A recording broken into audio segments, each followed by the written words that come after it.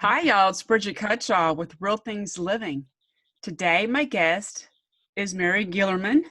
She is the Director of Communications at the Pellin Institute and an author, and I welcome her today. Thank you so much, Mary. Can you introduce yourself a little bit more info? Sure. My name's Mary Guillermin, and I recently produced a one-woman show. Wrote and acted in a one-woman show that tells the story of the two strands of my life. So there's the strand that's about mental health recovery, where I got better from being bipolar through my work with the Pellin Institute without using any drugs.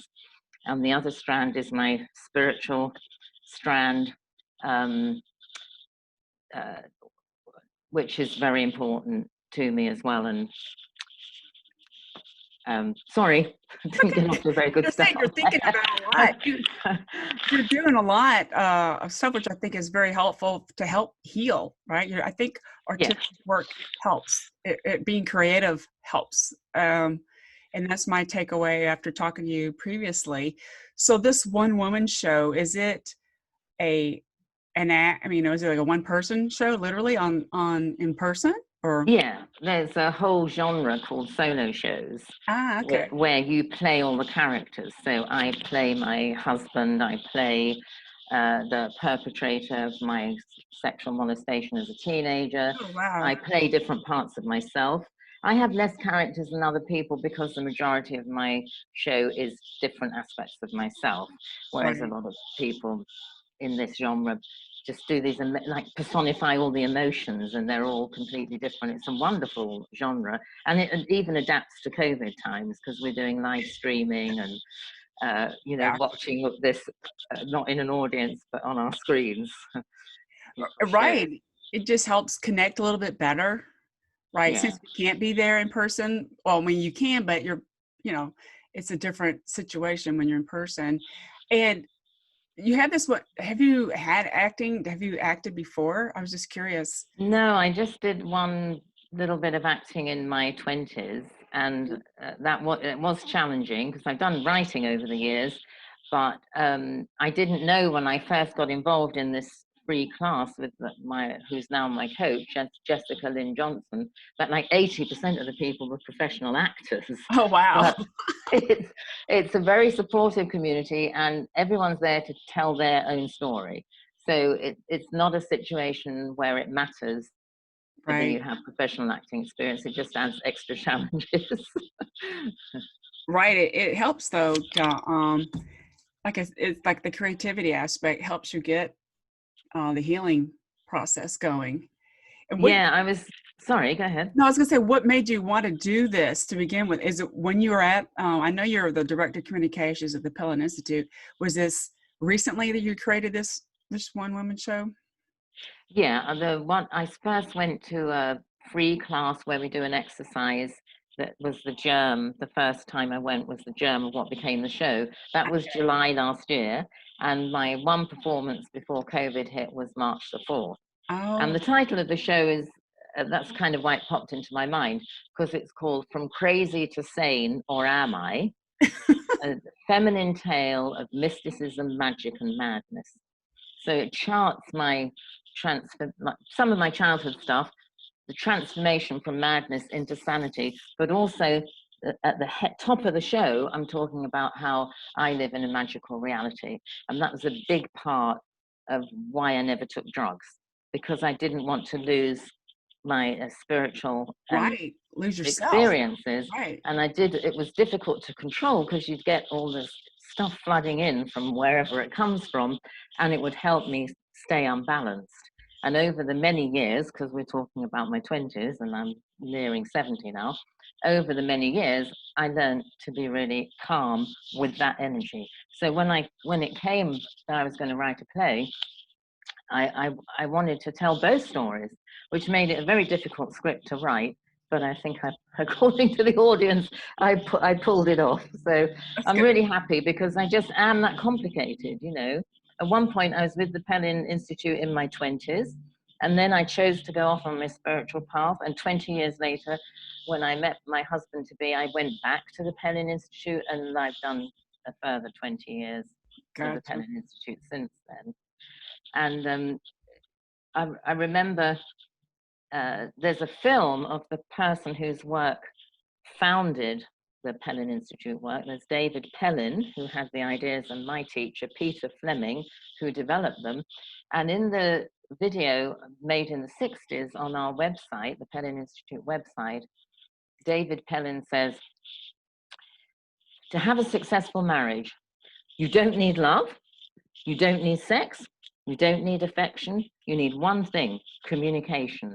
And I thought, oh, I thought I'd made that up. I really did think that when I was teaching my clients as a psychotherapist or coach, I'm teaching them, the most important thing in a marriage is like really deep communication and facing those difficult things. I had no idea that I was copying that from, a teacher before my Well, teacher, obviously, who's not alive now, but that's your main takeaway, which is important. Obviously, you got the yeah. main grounded takeaway. So tell the listeners what exactly is the Pellin Institute about? What's it for? The purpose? Well, the Pellin Institute is a really unusual therapeutic method because it's not a top-down theory, it's a bottom-up, tools-based method. So, for example, in my show, I only really try to show one of the many tools, which is called the Pendulum of Emotions. Because when I realized that when you are bipolar, you don't realize that your wonderful highs, they were for me wonderful, not horrible, Right. are connected to how low you get. You just Wow. think this is the high is what life should be like, and why are these awful depressions interfering? And you're very resistant. I've seen it in clients. You're very resistant to giving up the only thing in your life that's good, which is this wonderful overexcited periods of mania, right? And over the years, I just started realizing there was something to be gained, that there was a connection, that I had the terrible depressions because of the highs. So that's how I never used drugs. I gradually moved myself into an area where my emotions didn't have control of me. So the reason I'm telling you that little story in answer to your question is that unlike other methods, it's, do you need to find a purpose? We spell it with a capital P because we can teach 3 levels of purpose. Right. Are you getting enough feelings of accomplishment in your life? That's not about how much you accomplish, it's about how you feel about it. Do you need to develop your creativity? Well, you need to use your performance life force, that's what we call it. So we look at the strength and health in everybody. That's when I was in my 20s, and I spent 3 months in Pellin, Italy, where we go every year except this year since 1972. Right. I felt terrible. I was so depressed. But at the end of that 3 months, Peter Fleming said to me, I'd like to train you over the next 5 years. Oh, wow. He saw I had the talent to be someone who worked with people therapeutically. I had no idea. So we always look at the strength and health. We don't look at illness, mental illness. We look at this person hasn't found the right purpose, this person doesn't have the right work, that, things like that.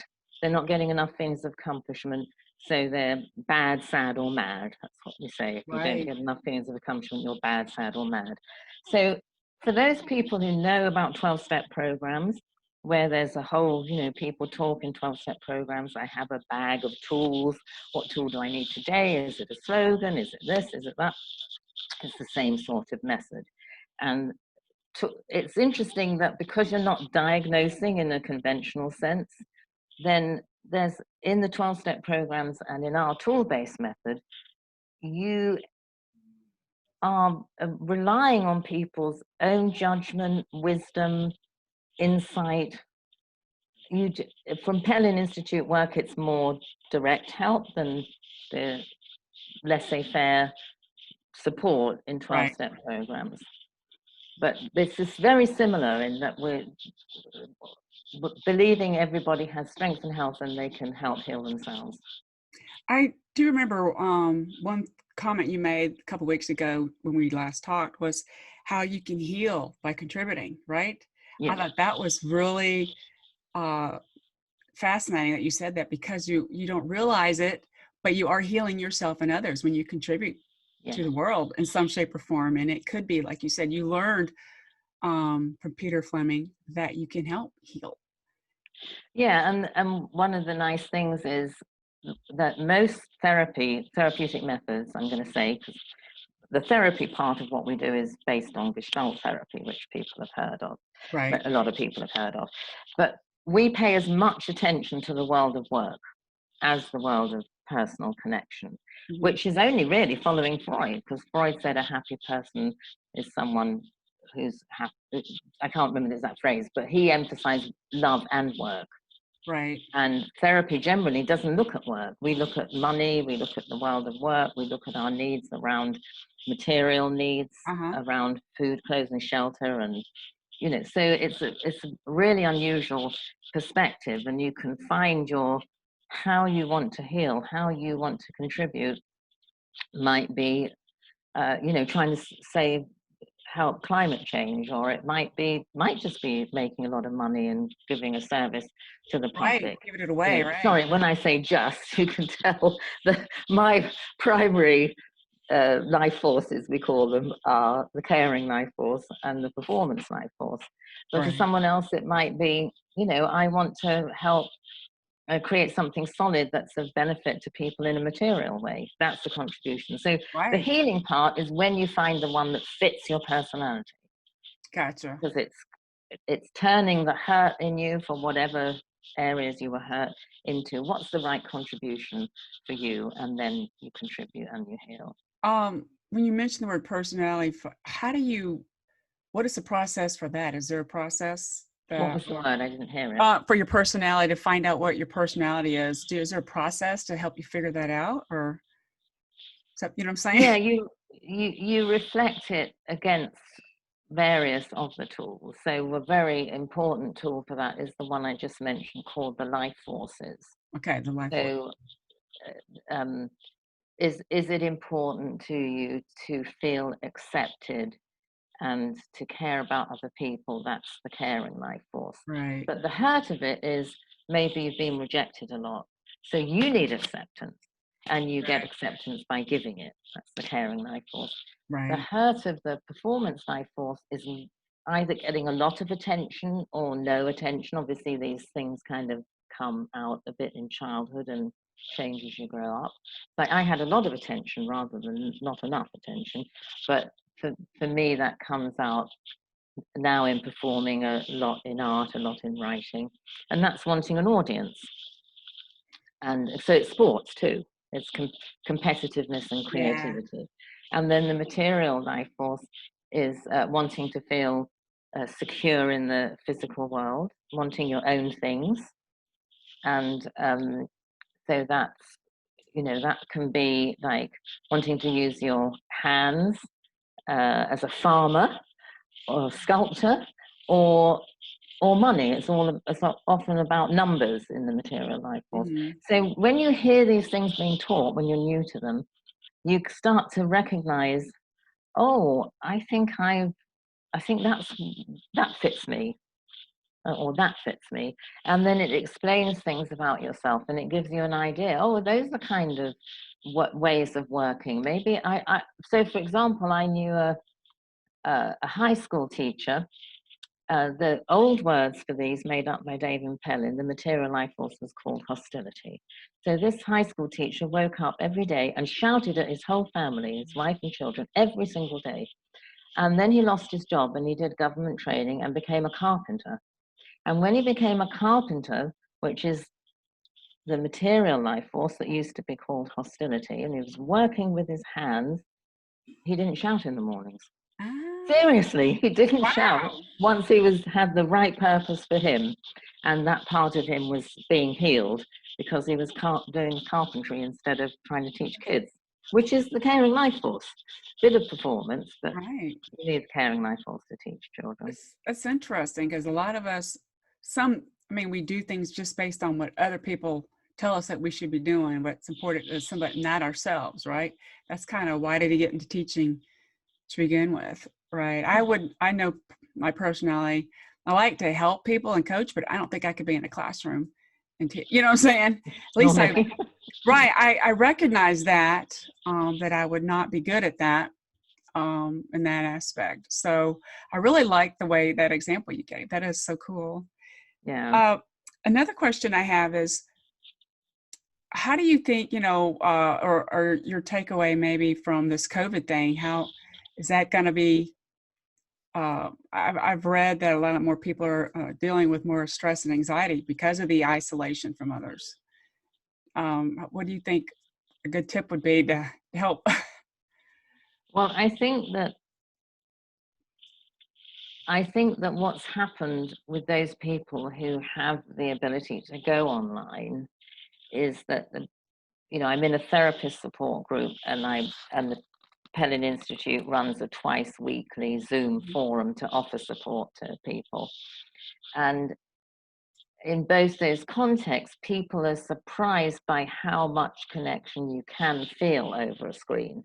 It's not a substitute for being in the room, Right. but it's a way, it still creates a space in which you can feel connected, or that many people manage to feel connected. So and for anyone who is in a 12-step program and may not know this, a lot of meetings, certainly in Al-Anon and AA, are actually online because they're not meeting in person. So that's the rambling answer. The short answer is, even if it feels unsatisfactory when you think about it, there is a lot of support happening over the internet. So Right. it might be through, it might be something you set up yourself with a group of friends where you used to meet. It might be a 12-step program. It might be looking for online therapy. A lot of therapists are working One on one. in telehealth.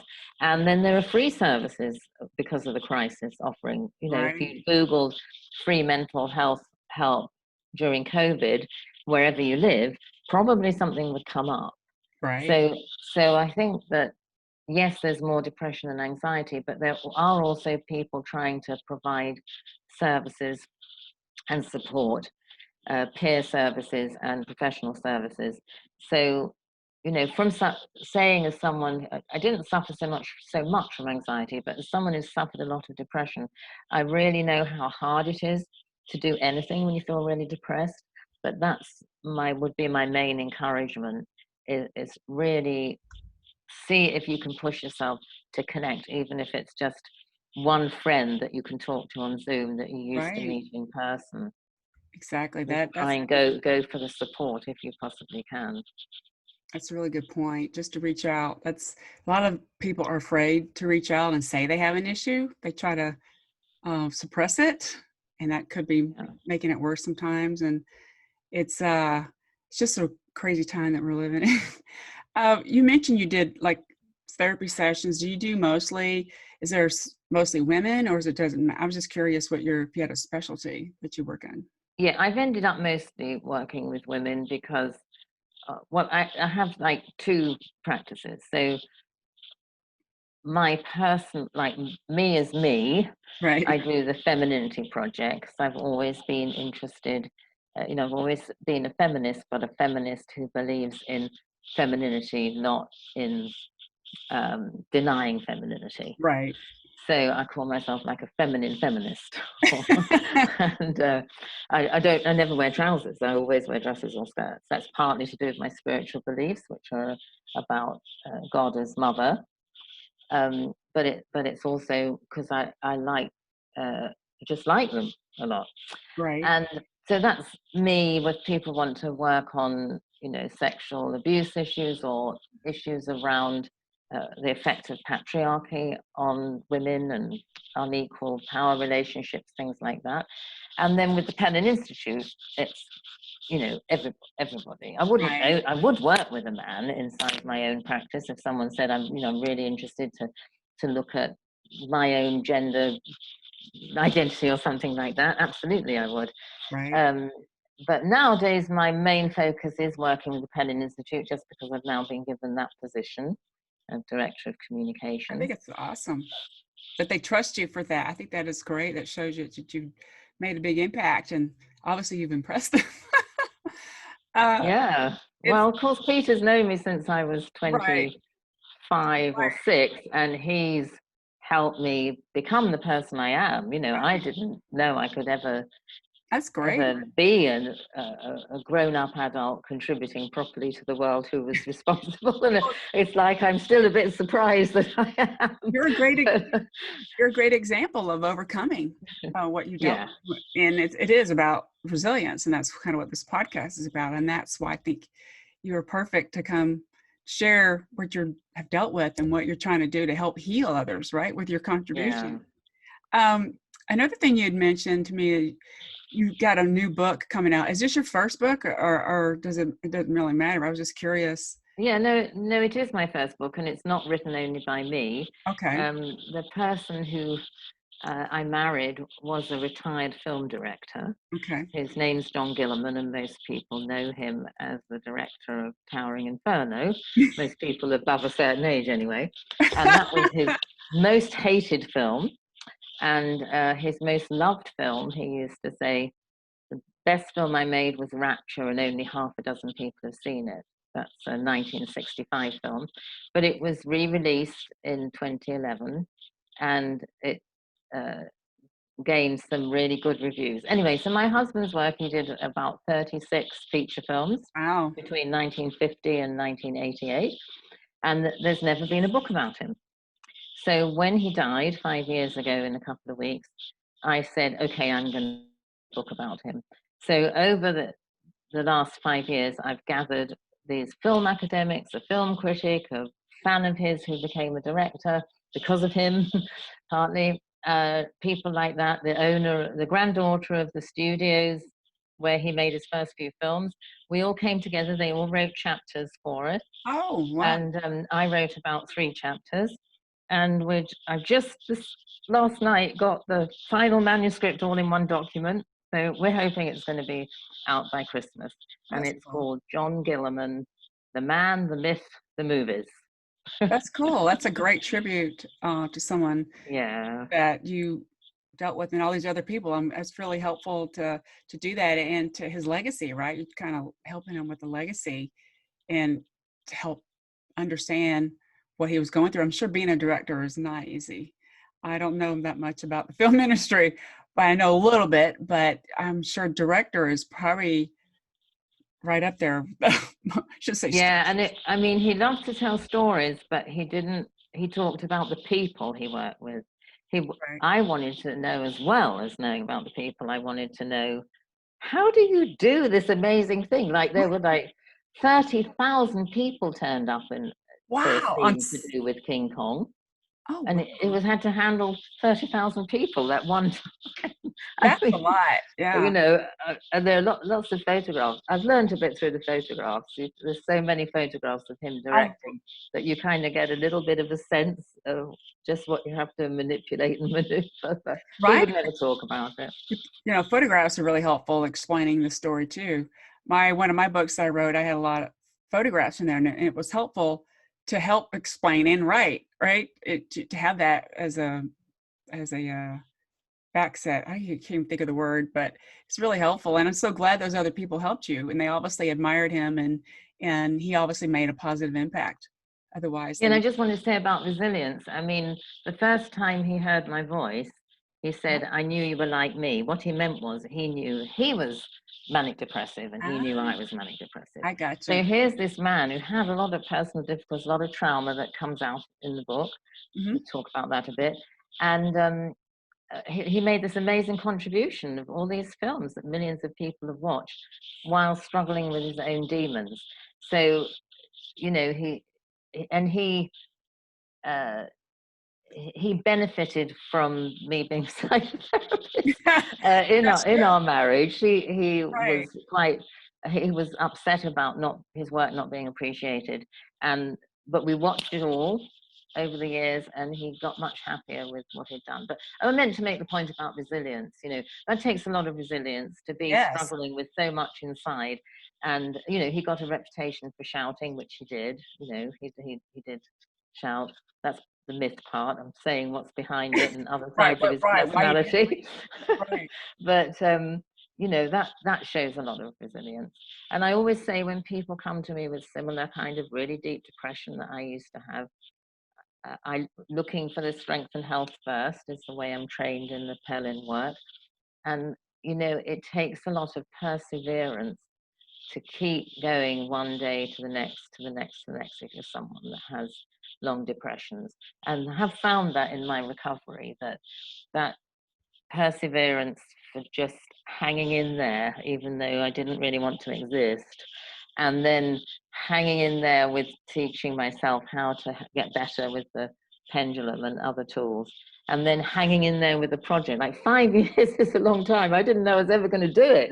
Right. And now the book's going to be out in a few months. That's awesome. So, you know, things that don't seem like assets when you're living through a daily hell, can actually, you know, if you get out of bed, even if it's late in the afternoon, if you manage to make yourself a meal, those little tiny triumphs from within that kind of terrible depression can be kind of raised into different things as you start getting better. I'm really advocate for mental health recovery, and I'm always transparent about my own struggles, because I think that reduces shame for other people. Right. And it's definitely something that people didn't want to talk about from that generation. You don't talk about it, right? And everything's perfect, right? Which is not true. Well, Nothing. luckily, I grew up in a family where everyone admitted what was going on. So, but I know that's true for a lot of people. Yeah, and Right. it's It is. sad because it's hard to do that, right? It is. And we all have a great appreciation for what people like you are bringing it up. It's important. And I think a lot of, like my mother is a psychologist, but she helped military people, military families and the Oh, yeah. wives. That is brutal. People don't realize how brutal that is to be in the, I was a military brat, right? And I never saw my father. I'm sure that, that affected me. Yeah. He was in Vietnam, and then they got, all that kind of stuff. But my mother, her way, because she dealt with divorces and her personal divorces, her way of contributing was to help other military wives, what I'm saying, things like that. Um, at the end, so she understood what they were going through, Right. and whereas I didn't understand it, I was younger, but I'm so thankful to have good role models and people being up front. Yeah. And that's kind of why I started this podcast. I love sharing these kind of stories because it helps people to heal. I mean, you never Yeah. know who's going to listen to this, Mary, right? Yeah. Just to me, it doesn't have, I think some people focus, this is my opinion, making things so huge and big. It's really, starting small a little, I think, and keeping it more simple. That's what you're going to make an impact that way. It'll grow that way. Does that make sense? Yeah, absolutely. It makes sense. Yeah. And I think it's so cool that we're able to talk. So is there a takeaway for people that, one recommendation you can do for them if they have a mental health issue, what they should do? I know you said to talk to somebody, but do they need to, there's a lot of stuff about self-care and meditation and all that.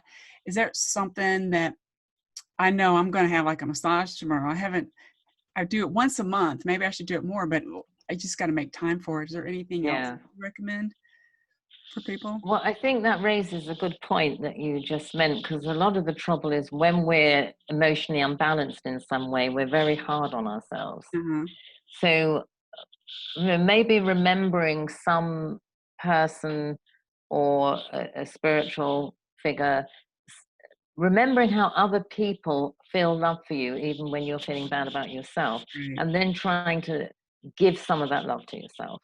That's So true. that might be the sort of practical things you were saying, going for a walk on the beach, or having a massage, or sitting and meditating, all those things that you can do yourself. But if you're someone that needs to feel a connection with someone, yeah, don't hold back from it just because of Right. the current circumstances. Really, but maybe that first thing is like, remember someone you know loved you, even if you need to turn to a higher power rather than a I person, just there's something, somebody that you can think that person did love me. Maybe I'm not as bad as I'm feeling Right. about I myself. love What would that. they be thinking now? They'd be thinking, well, this is really hard for everybody going through the COVID-19, you know, especially people whose lives have been touched by job loss or financial changes or losing people they care about. Like, that's normal. Then that's grief. You know, you might feel like you're depressed, but you can have grief loss over those kind of losses. And everyone's making a huge adjustment to the pandemic, and then there's people with those really serious things happening on top of it. So this is a time for everybody to be kind to themselves and other people. Yes. Yeah. That's a really important thing. I love that about just think back about someone who loved you and right and that and you don't even know why. You don't need to know that, but they did. They cared about you, and that's why it's so important to um, be respectful to people. I think is that the right term? And there's a quote that I like about people won't remember what you did or said, but they'll remember how you made them feel. That's one of my favorite Oh, quotes. yeah. Is that Tony? I can't remember. Is it Tony Morrison? I don't remember who the. Do you mean the coaching person? Oh, I no, don't. you don't. No, it's a no. It's a woman. She was a an artist. She had that. People will remember how you made them. They won't remember how you made them. What they did for you or whatever, but it's how you made them feel, and that's kind of goes into point what you were just saying. I think it's so critical. We're all It reminds me of that little story that people will say to you, I had a really good conversation with you, and what you did was you just listened and you didn't say anything. But they end up feeling like it's been a really great conversation because they actually felt listened to. that's perfect, right? And that's why I want to have episodes like this. People can listen, and then they'll learn something, and then they'll realize if they might need to reach out and get some help, right? And not just try to do everything on their own all the time. Which I would just like to say that, you know, I heard a lot of people talking about 12-step programs. There's so many different kinds. right, I know so many people who've been really, really helped by them. And it can be very scary for people to go to their first meeting for whatever it is they might need help in. But they call it a fellowship. It's like right. that often the meetings are very different, and the people are very supportive and accepting. They accept you however you are. I love that. That's what I've heard about it, and that's like uh, a free resource or a very small contribution that's in almost every community, especially in the States. So that's really, and as I say, a lot of it's online right now. So it's really worth bearing that in mind if you're somebody with a difficulty that's and made money for a therapist. Right, But even that, there are free resources right now. it's true. That's good. So, what is the best place for people to learn more about you or to reach out to you? Do you have a website or? Yeah, so there's some detail about me on the website, the femininityproject.com. But in terms of any interest in what I've been saying about the Pellin Institute, we haven't done our staff page yet, so you won't learn much about me That's from that. But that's the place where you can see, we have a Facebook page, we have this twice weekly forum that's open to anybody to come into the Zoom meeting. There's a newsletter so you know what the subjects are, etc., etc. So that's Pellin is Pellin Institute.com. That's the best place for learning how we're here to support people at this difficult time. That's awesome. And what I'll do in the summary, I'll include those two links that you mentioned just in case, right? Okay, And thank you. to make it easier for everybody, I just want to thank you for your time. It's very appreciated. And your knowledge is very helpful. Oh, well, thank you so much for inviting me on. It's been fun, all these different things. Awesome. Yeah, thank you, Brigade. Thank you. Thanks again. Everybody have a great day.